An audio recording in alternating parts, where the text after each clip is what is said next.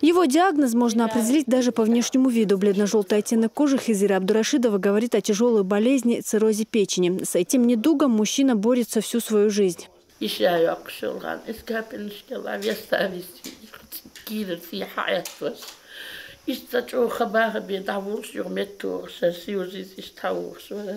Проблемы со здоровьем у Хизира Абдурашидова начались в раннем детстве. Переболев желтухой в возрасте 6 лет, спустя 3 года у него обнаружили гепатит Б. С тех пор вся его жизнь проходит под капельницами. Позже в поисках исцеления Абдурашидовы выехали за границу. Врачи одной из лучших клиник Германии были едины во мнении о необходимости пересадки печени. Средств у многодетной семьи на дорогостоящую операцию не было. Тогда на помощь пришел региональный общественный фонд имени Ахмата Хаджикадырова.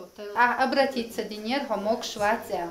Обращение рассмотреть на фонде Эймайнс Рамзан сдает Ахчудун, он дал маршал до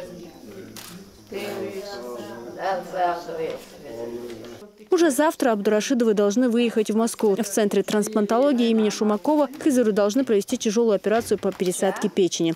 Зура Саламова, Халид Мусаев, Вах Кантаев. Новости.